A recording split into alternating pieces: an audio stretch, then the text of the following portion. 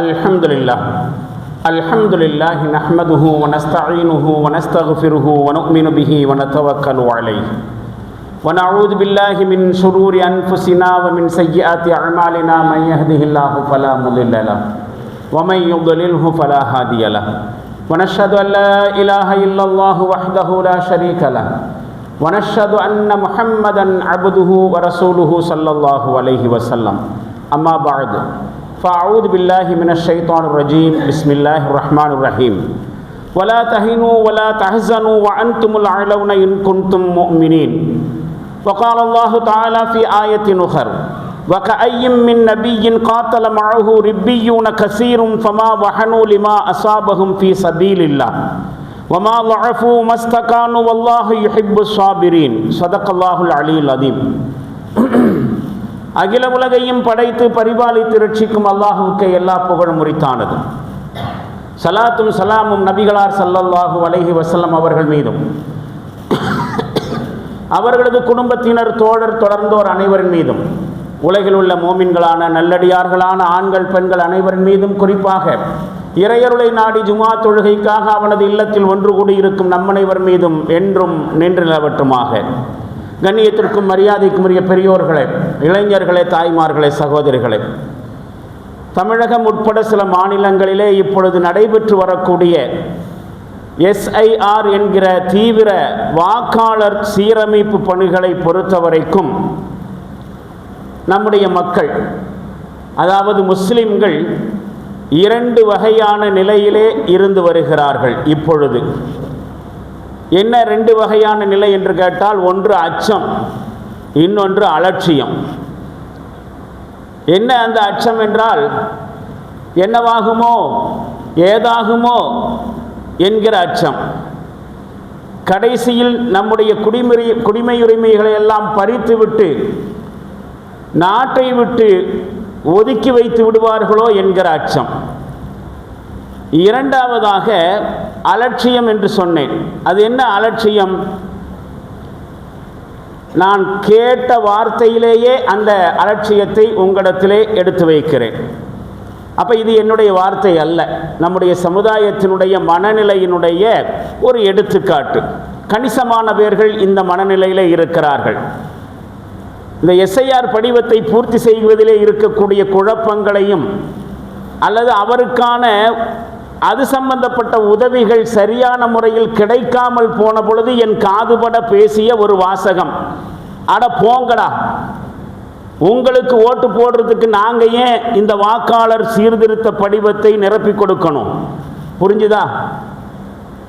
உங்களுக்கு ஓட்டு போடுறதுக்கு நாங்கள் ஏன் இவ்வளவு ரிஸ்க் எடுக்கணும் என்கிற வாசகத்தை நேரடியாக காதிலேயே கேட்டது. அப்போ இது யாரோ ஒரு நபர் சொன்னது தானே என்று ஒதுக்கிவிட்டு போக முடியாது.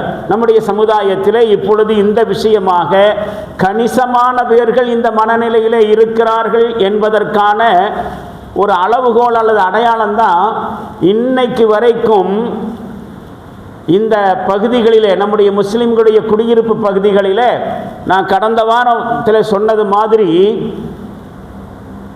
40% 60% தான் இந்த படிவங்கள் பூர்த்தி செய்யப்பட்டு இருக்கிறது. இப்போ இன்னும் குறைந்தது 40% பூர்த்தி செய்யப்படவில்லை. இதற்கான தேதிகள் அறிவிக்கப்பட்டு 2 வாரங்களை கடந்திருக்கக்கூடிய சூழ்நிலையில் கூட இவ்வளவுதான் விண்ணப்பங்கள் பூர்த்தி செய்யப்பட்டிருக்கின்றன என்று சொன்னால் அதிலிருந்து நம்மால் புரிந்து கொள்ள முடிகிற விஷயம் அதுதான். ஒரு பக்கம் இதை பற்றிய அலட்சியமும் இருக்கிறது என்கிற விஷயம். இந்த 2 வகையான உணர்வுகள் அல்லது இந்த 2 வகையான நிலைப்பாடுகள் இஸ்லாமிய பார்வையிலும் சரி, இந்திய சூழ்நிலையிலும் சரி, ரொம்ப ரொம்ப தவறான உணர்வுகள், மிக மிக தவறான நிலைப்பாடுகள். 2 கோணத்திலையும் இதை ஏற்றுக்கொள்ள முடியாத ஒரு கருத்து தான் இருக்கிறது. முதலிலே இந்த படிவம் சம்பந்தப்பட்ட அல்லது வாக்குரிமை சம்பந்தப்பட்ட இந்த விஷயத்தின் மீதான அச்சத்தை பற்றி ஒரு சில செய்திகளை நாம் பார்க்க வேண்டி இருக்கிறது. முஸ்லிம்களாக இருக்கக்கூடிய நாம் அடிப்படையில் தெரிந்து வைத்திருக்கக்கூடிய விஷயம், இன்னும் சரியாக சொல்ல போனால் நான் பல இடங்களில் பல முறை வலியுறுத்தி சொல்லியிருப்பது போல இஸ்லாத்தினுடைய வழிகாட்டுதல்களிலே இது ஒரு அடிப்படை பாடம், சரியாக சொன்னால் பால பாடம். வேறு நம்முடைய வார்த்தைகளிலே இலகு வார்த்தை சொன்னால் எல்கேஜி சப்ஜெக்ட். அது என்ன சப்ஜெக்ட் என்று சொன்னால், முஸ்லிம்களாகிய நாம் இந்த பயம் அச்சம் என்கிற ஒரு விஷயத்தை அல்லாஹுக்கு மட்டுமே உறுத்தாக்கிக் கொள்கிற சமயத்திலே அவனை தவிர யாருக்கும் எதற்கும் அஞ்ச வேண்டியதில்லை என்கிற ஒரு அடிப்படையான பாடம். நாம் ஈமான் கொண்டிருப்பதாக சொல்றோமே, அந்த ஈமான் அதற்கே உரிய சில பயன்களையும் சொல்லி காட்டி இருக்கிறது இஸ்லாம். ஒரு ஆள் ஈமான் கொண்டா அவன்கிட்ட எப்படிப்பட்ட ரிசல்ட்டுகள் வரும், எப்படிப்பட்ட விளைவுகள் அவனத்தில் ஏற்படுத்தும், என்ன மாதிரியான பயன்களை ஒரு மனுஷன்ட்ட இந்த ஈமான் கொடுக்கும் என்று பெரிய ஒரு பட்டியலே இருக்கிறது. அல்லாஹுக்கு மட்டுமே கீழ்ப்படுகிற பொழுது, அல்லாஹுக்கு மட்டுமே அஞ்சுகிற பொழுது அதனால் மனுஷனுக்கு கிடைக்கக்கூடிய நன்மைகளை பெரிய லிஸ்ட் பண்ணுகிறது. அதில் ஒன்று தான் ஒரு தைரியம், எதையும் எதிர்கொள்ளக்கூடிய தைரியம். அறிஞர்கள் இதனை இந்த வார்த்தையிலே சொல்லியிருக்கிறாங்க, ஈமானிய தைரியம். ஒருத்தன் ஈமான் இருக்குதுன்னு சொன்னால் அவன் எதற்குமே பயப்பட மாட்டான் என்பதுதான் ஈமானுக்கே இருக்கக்கூடிய ஒரு ரிசல்ட்டு. அந்த ஒரு பயனை ஈமான் முதல்ல நமக்கு தருகிறது. இந்த ஈமானிய தைரியத்தின் மூலமாகத்தான் கடந்த காலங்களிலே இஸ்லாம் வெற்றியாளர்களை மட்டுமே கொண்ட ஒரு சமுதாயத்தை உருவாக்கி இருக்கிறது. ஒரு காலகட்டத்தில் முஸ்லிம் சமுதாயம் தோல்விகளையே சந்திக்கவில்லை, வரிசையாக அடுக்கடுக்காக வெற்றிகளை குவித்துக் கொண்டே போனார்கள் என்று சொன்னால், உலகியல் ரீதியான எந்த வளங்களும் ஆதாரங்களும் பின்புலமும் இல்லாமலேயே அவர்கள் வெற்றியை அடைந்து கொண்டு போனார்கள் என்று சொன்னால், அதற்கு பின்னால் இருந்த முக்கியமான ஒரே காரணம் ஈமான் அவர்களுக்கு கொடுத்த அந்த தைரியம். அல்லாஹ்வுக்கு மட்டுமே அஞ்சுகிற பொழுது உலகத்தில் எவனுக்கும் எதற்கும் அஞ்ச வேண்டியதில்லை என்கிற அந்த தைரியம் இருக்கிறதே, நம்முடைய முன்னோர்களை வெற்றி சமுதாயமாக அவர்களை இந்த உலகத்திற்கு அடையாளப்படுத்தி இருக்கிறது. இஸ்லாமிய வரலாறு முழுக்க நாம் படித்து பார்த்தோம் என்று சொன்னால், இந்த ஈமானிய தைரியத்தின் மூலமாக அடைந்த வெற்றிகளை நாம் வரிசையாக தெரிந்து கொண்டே வரலாம். நிறைய இருக்கிறது அந்த செய்திகளை. அல்லாஹ்வின் மீதான அச்சம் இருக்கிறதே, அந்த அச்சம் கடந்த கால முஸ்லிம்களுக்கு கொடுத்த அந்த தைரியம் மிக மிக அபாரமானதாக இருந்தது. கடந்த கால முஸ்லிம்கள் ரொம்ப ரொம்ப சிறுபான்மையினராக இருந்தாலும் கூட பெரும்பான்மையினரை போல நடந்து கொள்ளக்கூடிய ஒரு தன்னம்பிக்கையை, ஒரு மனோவலிமையை, ஒரு தைரியத்தை அவர்களுக்கு கொடுத்துச்சு.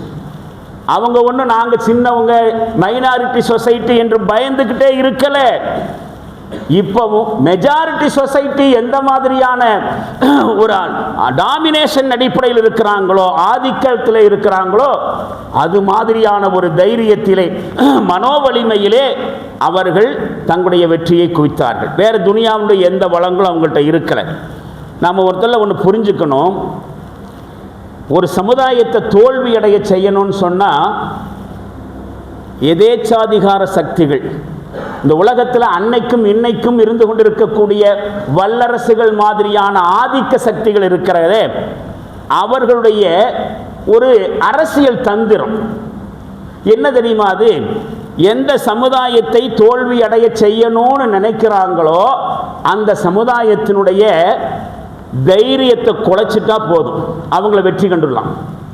இப்போ நாம் பார்க்கலாம், வடநாடுகளிலே முஸ்லிம்களுக்கு எதிராக நடத்தப்படுகிற கொடுமைகள் இருக்கின்றனவே, அது தனிப்பட்ட சில நபர்கள் செய்யக்கூடிய கொடுமையாக இருக்கட்டும், அல்லது ஊபி மாதிரியான இஸ்லாமிய விரோத சக்திகளுடைய ஆட்சிகள் கொண்டிருக்கக்கூடிய மாநிலங்களிலே குழுவாக நடத்தப்படுகிற அரசியல் ரீதியான வன்முறைகளாக இருக்கட்டும், இதையெல்லாம் எடுத்து போட்டோ எடுத்து வீடியோ எடுத்து சோசியல் மீடியாக்களில் பரவலாக்குறாங்க அவங்களே. இது மிகப்பெரிய குற்றச் செயல். இந்திய அரசியல் அமைப்பு சட்டத்தின் அடிப்படையிலே கிரிமினல் குற்றமாக இருக்கக்கூடிய விஷயங்களை கூட குற்றத்தை செய்தவர்களே வீடியோ எடுத்து பரவலாக்குறார்கள். எதுக்காக வேண்டி? எங்களை எதிர்த்தால் உங்களுக்கும் இந்த கதிதான் என்று மற்ற ஏரியாவில் இருக்கக்கூடியவர்களுக்கு அச்சுறுத்துறது. அதை பார்க்கக்கூடிய மக்கள், நம்மளும் இந்த மாதிரியெல்லாம் நடந்துக்கிட்டால் நமக்கு இந்த கதி தான் வந்துடும், பேசாமல் வாயை மூடிக்கிட்டு இருப்போம் என்கிற ஒரு மனநிலைக்கு வந்து விடுவார்கள். இப்போ இதுதான் அன்னையிலிருந்து இன்னைக்கு வரைக்கும் இருக்கக்கூடிய எதேச்சாதிகார சக்திகள், ஆதிக்க சக்திகள், வல்லரசுகளினுடைய ஒரு அரசியல் தந்திரம். ஒரு சமுதாயத்தை தோல்வி அடைய செய்யணும்னு சொன்னா முதல்ல அந்த சமுதாயத்துடைய தைரியத்தை என்ன செஞ்சிடணும், குலைச்சிடணும் அப்படிங்கிறது. அவரிடத்திலே கடுமையான அச்சத்தை ஏற்படுத்தி அந்த சமுதாயத்திலே ஒரு நிராசையை உருவாக்கி, அந்த நிராசையை பரவலாக்கி, அவர்களுடைய நம்பிக்கையை, அவர்களுடைய எதிர்பார்ப்பை இல்லாமலாக்கிவிட்டால் பிறகு அவர்களை சுலபமாக வெற்றி கொண்டு விடலாம். வரலாறு முழுக்க உலகம் முழுவதிலும் அடக்குமுறையாளர்கள் கையாளக்கூடிய உத்தி தான் இது. ஃபிரௌன், ஹாமான், நம்ரூது, ஹிட்லர், முசோலினி முதல் இன்னைக்கு இருக்கக்கூடிய அமெரிக்காவினுடைய ட்ரம்ப், இஸ்ரேலினுடைய நெட்டன்யாகு, மோடி, அமித்ஷா வரைக்கும் அத்துணை கொடுமையாளர்களும் இதே வழிமுறையைத்தான் கடைபிடித்துக் கொண்டிருக்கிறார்கள். அப்ப இதையெல்லாம் பார்த்துட்டு முஸ்லிம்கள் பின்வாங்கணும்னா, பயப்படணும்னா, இந்த சந்தர்ப்பத்தில் எஸ்ஐஆரினுடைய படிவங்களை பூர்த்தி செய்வது விஷயத்திலேயோ அல்லது இந்த மாதிரி வந்திருக்கக்கூடிய விஷயங்களை எதிர்கொள்கிற விஷயத்தில் முஸ்லிம்கள் ஒருபோதும் அச்சப்படக்கூடாது என்கிற ஒரு விஷயம். இப்போ நாம் குர்ஆனிலிருந்து ஒரு வரலாற்று பாடத்தை பார்க்கணும். குர்ஆன் முழுக்க இந்த செய்தி பல அத்தியாயங்களில் பல வசனங்களில் அல்லாஹ் வரிசையாக சொல்லி இருக்கிறான். வகால அல்லதீன கஃபரு லிருசுலிஹிம், அந்த சமுதாயத்திற்கு அனுப்பி வைக்கப்பட்ட இறை தூதர்களிடத்திலே அந்த சமுதாய மக்கள் சொன்னார்கள். கடைசியில் இப்படி சொல்லிட்டாங்க, சத்தியத்துக்கும் அசத்தியத்துக்கும் இடையில போராட்டம் நடக்குங்க. ரெண்டு வகையான போராட்டம் நடக்கும். ஒன்று சித்தாந்த ரீதியான போராட்டம், அகீதா என்று அரபியில் சொல்லப்படுகிற கொள்கை ரீதியான போராட்டம் நடக்கும். இப்படி சொல்லலாம், கருத்து மோதல், சிந்தனை மோதல். இஸ்லாத்திற்கும் இஸ்லாத்துடைய எதிரிகளுக்கும் இடையில இந்த மாதிரியான மோதல் ரசூலுல்லாஹி ஸல்லல்லாஹு அலைஹி வஸல்லம் காலமல்ல, இந்த உலகத்திற்கு நபிமார்களாக அனுப்பி வைக்கப்பட்ட அத்துணை சமுதாயத்திலையும் இந்த கருத்து மோதல், அகீதா மோதல் இருந்திருக்கு. இஸ்லாம் ஒன்றை சொல்லும், ஏகத்துவம், தூதுத்துவம், ஆகிரத்து, இந்த மாதிரியான கொள்கை சார்ந்த விஷயங்களை சொல்லி நீங்க ஒரு கடவுளுக்கு தான் கீழ்ப்படியணும் என்று சொல்லுகிற சமயத்தில் அதை ஏற்றுக்கொள்ளாதவர்கள் இன்னொரு சமுதாயமாக, நாங்கள் பல கடவுளை தான் வணங்குவோம், ஒரு கடவுளெல்லாம் கிடையாது, உங்களை இறை தூதர்னு ஏற்றுக்க மாட்டோம், நீங்களும் எங்களை மாதிரி மனுஷங்களாகத்தானே இருக்கிறீங்க, மறுமையா, அப்படியெல்லாம் ஒன்று நடக்காது, செத்து மண்ணோடு மண்ணாகி போன பிறகு மனுஷன் மறுபடியும் பிறந்து வருவாங்கிறது நம்புற மாதிரியா இருக்கு என்கிற ரீதியிலே இஸ்லாத்தினுடைய அகீதா என்று சொல்லக்கூடிய கொள்கைக்கு எதிரான இன்னொரு கொள்கையை வைத்துக்கொண்டு சித்தாந்த ரீதியாக மோதல் ஏற்படும். இந்த சித்தாந்த ரீதியான மோதல் ஒரு கட்டத்தில் எங்க போகும் தெரியுமா? ஆயுத போராட்டமாக மாறும். உடல் ரீதியான இன்னொரு போராட்டம். அப்ப கொள்கை ரீதியான சித்தாந்த ரீதியான போராட்டம் ஆயுத போராட்டமாக மாறுகிற பொழுது ரெண்டு தரப்பும் ரெண்டு நிலைப்பாடு எடுப்பாங்க.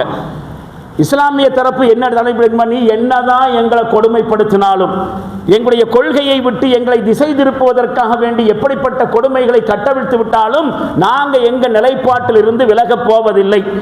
எங்களுடைய பாதையிலிருந்து எங்களுடைய பாதங்களை ஒருபோதும் நாங்கள் அகற்றப் போவதே இல்லை.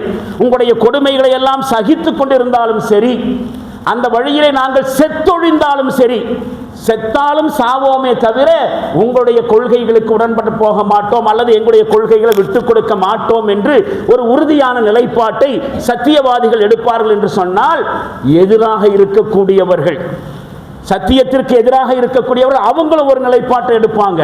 அப்படியா, உங்களுடைய வழியை விட்டுக் கொடுக்க மாட்டீங்களா, இஸ்லாத்தை விட மாட்டீங்களா, அப்படின்னா நாங்களும் ஒரு நிலைப்பாட்டை எடுப்போம் என்று அசத்தியவாதிகள், இஸ்லாமிய விரோதிகள் ஒரு நிலைப்பாட்டை எடுப்பாங்க. அந்த நிலைப்பாட்டை தான் அல்லாஹ் இந்த வசனத்தில் சொல்றான்.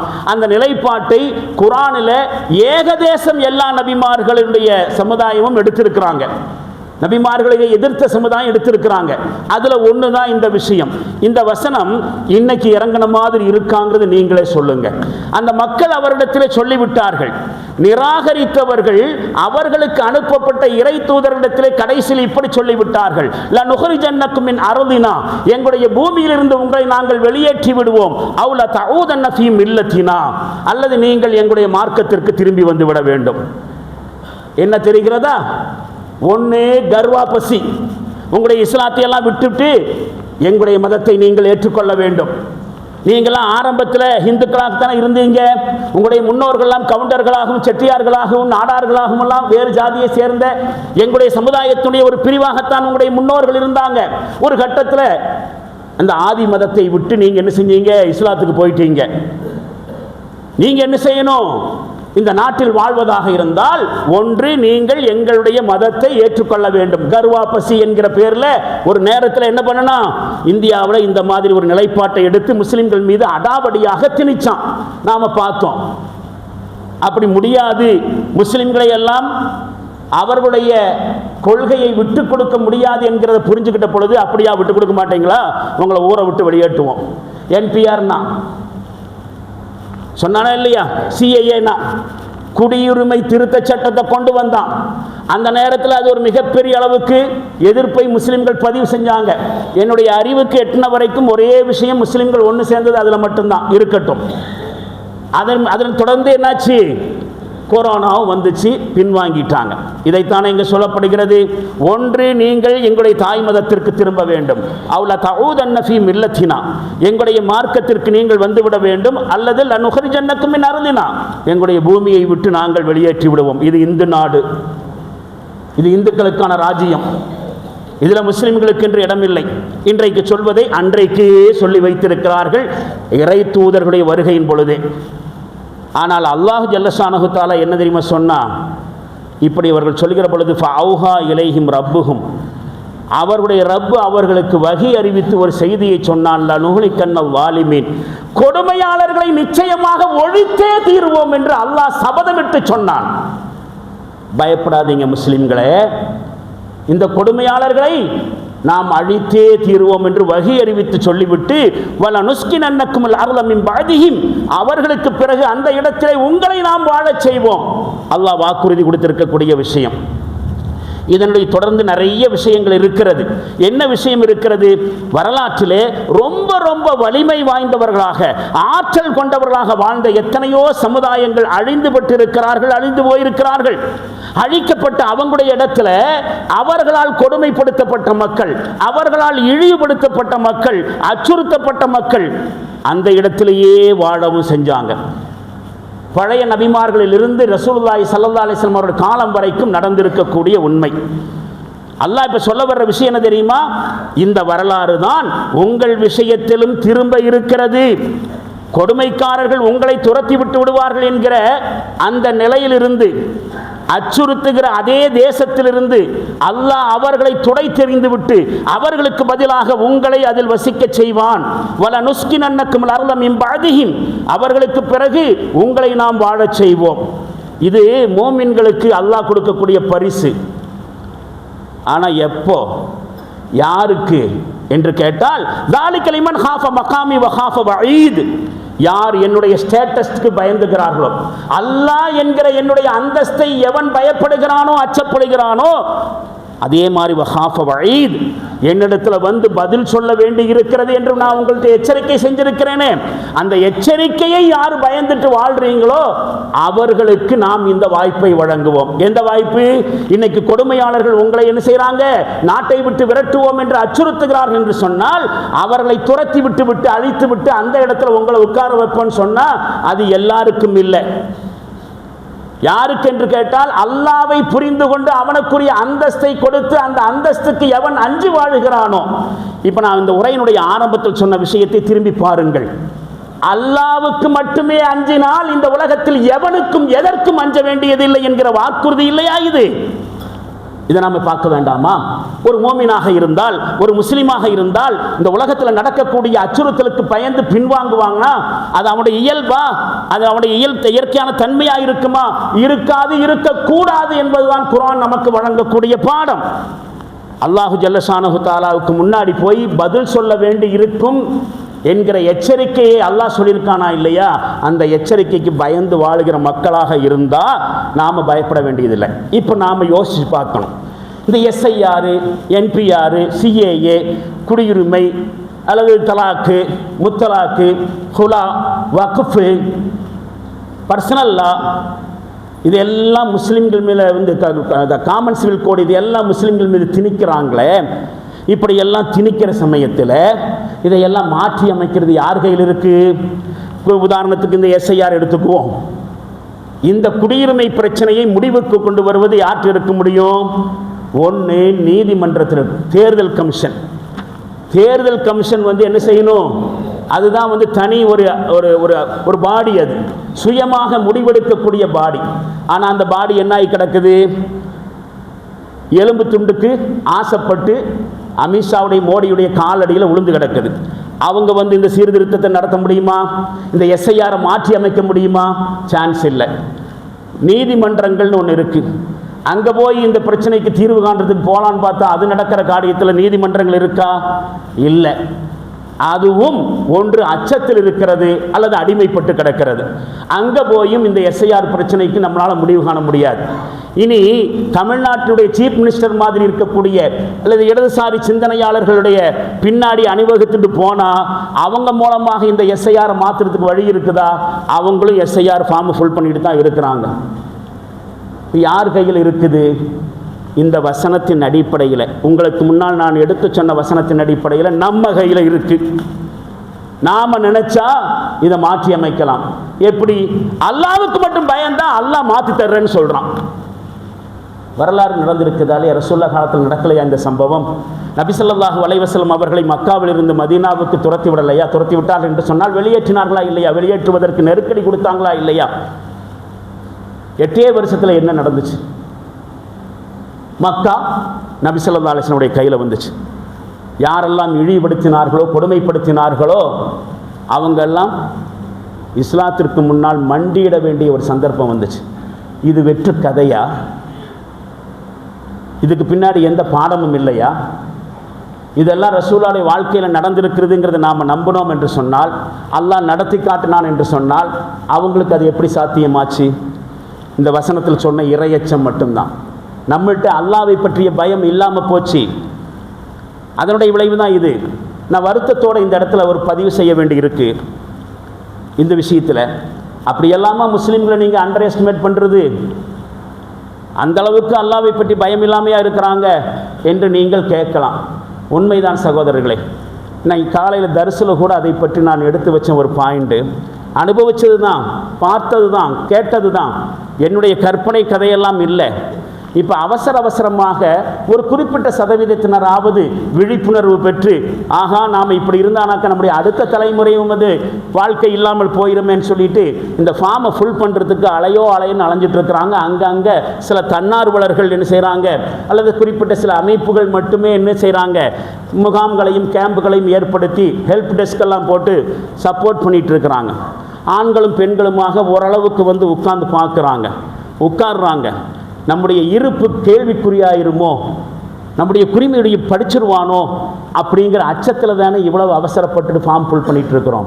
ஆனால் பாங்கு சொல்லுது, ஓராள் இருந்த இடத்துல எந்திரிக்க மாட்டேங்கிறாங்க. ஆம்பளை எந்திரிக்கிறது இல்லை, பொம்பளை எந்திரிக்கிறது இல்லை. அப்போ இந்த தொழுகை இல்லாத முஸ்லிம்களுக்கு அல்லாஹ் பாதுகாப்பு கொடுப்பான்னு நினைக்கிறீங்க? நம்ம துனியாவினுடைய வீட்டை தக்க வைத்துக் கொள்வதற்கு இவ்வளவு பயந்து கொண்டு பரபரப்பாக வேலை செய்கிறோமே, நாளைக்கு மறுமையில் நரகத்துக்கு போக வேண்டி இருக்குமே, அந்த இடத்துல சொர்க்கத்தில் நம்முடைய இருப்பை தக்க வைத்துக் கொள்வதற்கு பள்ளிவாசலுக்கு போகணுமேங்கிற தோணலையே. அந்த ஃபார்மை ஃபுல் பண்ணுற சகோதரர்கள் எந்திரிச்சு ஓடுறாங்க. பதிவு பண்ண வந்தவங்க தொழுகையை கூட மறந்து உட்கார்ந்து இருக்கிறாங்களே. எப்படி கிடைக்கும் அல்லாஹ்வுடைய வெற்றி, அல்லாஹ்வுடைய உதவி? யோசிச்சு பாருங்க. இதை பற்றி யோசிக்க வேண்டாமா? சிந்திக்க வேண்டாமா? முஸ்லிமாக இருந்தால், மூமினாக இருந்தால், அல்லாஹ்வின் மீது நம்பிக்கை கொண்டவர்களாக இருந்தால் இப்படித்தான் யோசித்தாக வேண்டும். இதை விட்டால் வேற வழி இல்லை. ஆக எஸ்ஐஆரோ அது மாதிரியான எந்த நடவடிக்கையை மாற்றி அமைப்பது எவனுடைய கையிலோ இல்லை, படைச்ச ரப்பனுடைய கையில் இருக்கிறது என்பதை இந்த வசனம் சுட்டி காட்டுமானால் அது யாருக்கு கையில் இருக்குது? அந்த நிலைமையை உருவாக்குறது, அல்லாஹ்வுடைய சப்போர்ட் வந்து இறங்குறது யாருடைய கையில் இருக்கிறது? நம்முடைய கையில் இருக்கிறது என்பதுதான் இந்த வசனம் சொல்லக்கூடிய செய்தி. ஏன் பயப்படணும்? யோசிச்சு பாருங்க. மனசு யோசிச்சு பாருங்க. மனசளவுல நாம நடத்துற போர் இருக்க, அதுதாங்க உண்மையான போர். துனியாவில் தரைப்பரப்பில் நிலப்பரப்பில் நடக்கிறது அல்ல போர், மனசுல நடக்க வேண்டியது. மனதளவில் ஒருத்தன் தோல்வி அடைஞ்சிட்டான்னு சொன்னா அவனை வச்சுக்கிட்டு படையை உருவாக்க முடியாது, எதிரிகளை எதிர்கொள்ள முடியாது. அவனுடைய வில் பவர் போயிருச்சு. மனோவலிமையை இழந்து விட்டவன், மனசளவில் தோல்வி அடைந்தவன் எதிரிகளை தரையில் நடக்கிற போரிலே கலந்து கொள்ள முடியாது, களம் காண முடியாது, வெற்றி பெறுறது சாத்தியம் இல்லை. விழுந்துருவோம் அப்படின்னுங்கிற எண்ணத்தில் நடந்து போறான் பாருங்க. விழுந்துருவோமோ அப்படின்னு நடந்து போறானே, அவன் எவ்வளவு விசாலமான பாலத்திலே பொத்துக்கடின்னு விழுவான். ஆனால் விழமாட்டோம், நாம் வெற்றி பெறத்தான் செய்வோம், இந்த பாதையை கடக்கத்தான் செய்வோம் அப்படிங்கிற தன்னம்பிக்கையோடு நடக்கக்கூடியவன் ரொம்ப குறுகலான பாதையிலும் கூட வெற்றிகரமாக நடந்து போயிடுவான். இது யதார்த்தம். அப்ப மனசு முழுக்க முழுக்க படர்ந்து எரிகிற ஈமான் இருக்கிறது, இறை நம்பிக்கை இருக்கிறது, அல்லாஹ்வின் மீதான தவக்குல் இருக்கிறது. அது நம்மிடத்தில் ஏற்படுத்த வேண்டிய உணர்வு தான் தன்னம்பிக்கை, மனோவலிமை, உறுதி, வீரம், தைரியம். எல்லாமே ஈமான் ஒன்று இருந்தா தைரியம் ஒன்று இருக்கணும். தைரியம் இல்லையா அதனுடைய அர்த்தம் கோழை அல்ல, ஈமான் இல்லாதவன் என்கிற அர்த்தம். அதை முஸ்லிம் சமுதாயம் புரிஞ்சுக்கணும். எந்த இடத்திலும் இந்த ஈமானிய தைரியத்திலே, ஈமானிய உறுதியிலே கீறல் விழுவதற்கு அல்லாஹ் அனுமதிக்கவே இல்லை. அன்றைய கால முஸ்லிம்கள் இல்லையா, குர்ஆன் இறங்கிக் கொண்டிருந்த காலகட்டத்திலே இந்த ஈமானுடைய தைரியத்திலே கிராக் ஆகிறதுக்கு அல்லாஹ் சம்மதிக்கல. அல்லாஹ் அவர்களுக்கு உணர்த்தினான். இப்பொழுதும் அது நமக்கும் பாடமாக இருக்க வேண்டும் என்பதற்காக வேண்டித்தான் இறுதி வேதமாக குர்ஆன் நமக்கு தரப்பட்டிருக்கிறது. வலா தஹினு வலா தஹ்சனு வஅன்துமுல் ஆலம். கவலைப்படாதீர்கள், கவலைகளை மனம் தளர்ந்து விடாதீர்கள், கோழையாகி விடாதீர்கள், நீங்க தான் வெற்றி பெறுவீங்க. அல்லாஹ் ஆறுதல் சொல்கிறது மட்டுமல்ல, வாக்குறுதி சொல்றான். ஆனா எப்போ? வஅன்துமுல் இன் குன்தும் முஃமினீன், நீங்க மூமின்களா இருந்தா. உங்களுடைய ஈமான் தான் உங்களுடைய வெற்றியை தீர்மானிக்கும். உங்களுடைய அரசியல் நடவடிக்கைகள் அல்ல, உங்களுடைய அரசியல் கூட்டாளிகள் அல்ல. எவனையும் இந்த உலகத்தில் உங்களால் நம்ப முடியாது. உங்களுடைய பக்கபலமாக இருப்பான் என்று யாரையும் எதிர்பார்க்க முடியாது. உங்களுடைய வெற்றிக்கு உத்தரவாதமாக யாரையும் நம்பி இருக்க முடியாது. நீங்கள் மூமின்களாக இருந்தால், நீங்கள் ஈமான் கொண்டவர்களாக இருந்தால் நீங்கள் தான் வெற்றி பெறுவீர்கள். அல்லாஹ் சொல்லக்கூடிய செய்தி இல்லையா இது? 3வது அத்தியாயத்தில் 139வது வசனம் சொல்கிறதா? இந்த வசனத்தில் சொல்லி இருக்கக்கூடிய வலா தஹினு, மனம் தளர்ந்து விடாதீர்கள் அப்படிங்கிறது வஹன் என்கிற வார்த்தையிலிருந்து பிறந்தது. மனம் தளர்ந்து விடாதீர்கள் மட்டுமல்ல, கோழையாகி விடாதீர்கள் என்ற அர்த்தம். நம்முடைய முன்னோர்கள் இஸ்லாத்தினுடைய எதிரிகளை எல்லாம் எதிர்கொள்ள வேண்டி வந்த சமயத்திலே அவர்கள் முதல்ல துரத்தி விட்டது எதிரிகளை அல்ல, மனசுக்குள்ள இருந்த வஹனை. மனசுக்குள்ள இருந்த வஹனை துரத்தி விட்டுட்டு தான் எதிரிகளை களத்தில் சந்தித்தார்கள். அல்லாஹ் சொல்லி காட்டுவான். சூரத் ஆல இம்ரான் 3வது அத்தியாயத்தில் 146 வசனம். இதற்கு முன்பு எத்தனையோ இறை தூதர்களும் அவர்களோடு சேர்ந்திருந்த இறை அன்பர்கள் பலரும் போர் புரிந்திருக்கிறார்கள். லிமா அசாபஹும் ஃபீ சபீலில்லாஹ், அல்லாஹ்வுடைய வழியிலே அவர்களுக்கு ஏற்பட்ட துன்பங்களினால் அவர்கள் மனம் தளர்ந்து விடவில்லை, அவர்கள் கோழையாகி விடவில்லை. வமா லஅஃபு, அவர்கள் ஊக்கம் குன்றி விடவில்லை, பலவீனமாகி விடவில்லை. வமஸ்தகானு, அசத்தியத்திற்கு முன்னால் அவர்கள் பணிந்து போய்விடவும் இல்லை. எதிரிகளை களம் காண்பதற்கு முன்னால் மனசுக்குள் இருக்கக்கூடிய கோழைத்தனத்தை அவர்கள் விரட்டி அடித்தார்கள் என்பதை அல்லாஹ் சொல்லுகிறான். வல்லாஹு யுஹிப்பு சாபிரின், இப்படிப்பட்ட நிலைகுலையாத மக்களை அல்லாஹ் நேசிக்கிறான். இறை நேசம் நமக்கு கிடைத்தால் பிறகு உலகத்தில் எவனுக்கு பயப்படணும்? நம்மிடத்தில் இருக்கக்கூடிய ஈமான் அந்த வலிமையை தர வேண்டாமா?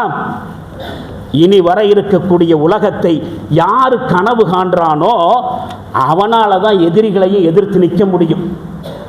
இப்ப கிடைக்கக்கூடிய 100 ரூபாய் அல்ல, பின்னால் கிடைக்கவிருக்கக்கூடிய 1000 ரூபாய், அது பெருசு. எதிர்காலத்திலே நமக்கு கிடைக்கக்கூடிய, நம்முடைய சந்ததியர்களுக்கு இருக்கக்கூடிய வாய்ப்புகள் என்னவாக இருக்கும், அந்த வாய்ப்பை இழந்து விட்டால் என்ன நடக்கும் என்று எதிர்காலத்தை பற்றி யோசிப்பவன், எதிர்காலத்தை பற்றி கனவு காணக்கூடியவனால் மட்டும்தான் இந்த மாதிரியான சூழ்நிலைகளை ஃபேஸ் பண்ணவே முடியும். இஸ்லாம் தன்னை பின்பற்றக்கூடியவரிடத்திலே ஈமான் மூலமாக இந்த அச்சமில்லாத தன்மையைத்தான் உருவாக்கி காட்டுச்சு. இதுதான் அவர்களுடைய வெற்றியினுடைய ரகசியமாக இருந்துச்சு. இந்த வசனத்தையும் பாருங்கள். ஃபலா தஹாஃபூஹும் வஹாஃபூனி, அவர்களுக்கு அஞ்சாதீர்கள், எனக்கு பயப்படுங்கள். இன் குன்தும் மூமினீன், நீங்கள் மூமின்களாக இருந்தால். அதே 3வது அத்தியாயம் ஆல் இம்ரானுடைய 175வது வசனம். இன்னைக்கு எஸ்ஐஆர் என்கிற பேரில் இந்திய முஸ்லிம்களுடைய தலைவிதியை நிர்ணயிக்கிறதுக்கு பைத்தியக்காரத்தனமாக துணிச்சல் காட்டக்கூடிய இந்த பலவீனமான இந்துத்துவ இனவாதிகளால் சாதிக்க முடியும் அப்படின்னு நினைக்கவே கூடாது, நினைச்சு பார்க்கவே கூடாது என்பதுதான் அல்லாஹ்வுடைய இந்த வசனங்கள் எல்லாம் நமக்கு தரக்கூடிய பாடங்கள். அது மட்டுமல்ல, வரலாறு முழுக்க முன்மாதிரியை, இப்படிப்பட்ட முன்மாதிரியை நம்மால் பார்க்க முடியும். அப்படிங்கும் பொழுது எதுக்கு பயப்படணும்? பயப்பட வேண்டிய அவசியமே இல்லை. எதிர்கொள்ள வேண்டும், சமாளிக்க வேண்டும், கடந்துதான் செல்ல வேண்டும். ஒருபோதும் பயப்பட வேண்டியதில்லை. இனி இந்த எஸ்ஐஆர் குறித்த அலட்சியம், நேரம் இல்லாதன் காரணமாக நான் இங்கே நிறுத்துகிறேன். நம்முடைய சமுதாயத்தில் ஒரு பக்கம் அச்சம், இன்னொரு பக்கம் இதை பற்றிய அலட்சியம். அலட்சியத்தை குறித்து என்ன நடக்குது, ஒரு வாரம் இருக்குது, அதுக்கு பின்னாடி தான் பார்க்க முடியும். அதுக்கு பிறகு தான் நாம் சுறுசுறுப்பாக வேலை செய்ய முடியும் என்று சொன்னால், இன்ஷா அல்லாஹ் அடுத்த வாரம் இந்த அலட்சியத்தினால் ஏற்படுகிற விளைவுகள், யார் அலட்சியமாக நடக்கிறா, எப்படிப்பட்ட அலட்சியத்தில் இருக்கிறாங்க, இதை விட சீரியஸான மேட்டராக சில விஷயங்களை நாம் சுய விசாரணை செய்வதற்கான சந்தர்ப்பத்தை இன்ஷா அல்லாஹ் அடுத்த வாரம் அல்லாஹ் நமக்கு ஏற்படுத்தி தருவான் என்கிற நம்பிக்கையோடு, அஞ்சவும் வேண்டாம், அலட்சியமும் காட்ட வேண்டாம். அல்லாஹ் அருள் பாலிப்பானாக. வாஹிர் தாவானா அல்ஹம்துலில்லாஹி ரப்பில் ஆலமீன். பாரக்கல்லாஹு லனா வலக்கும் ஃபில் குர்ஆனில் அஸீம் வ நஃபஅனா வ இய்யாக்கும் பில் ஆயாத்தி வ ذிக்ரில் ஹக்கீம். இன்னஹு தஆலா ஜவாதுன் கரீமும் மலிக்கும் பர்ரு ரഊஃபுர் ரஹீமுன் வ ரப்புன் ஹலீம்.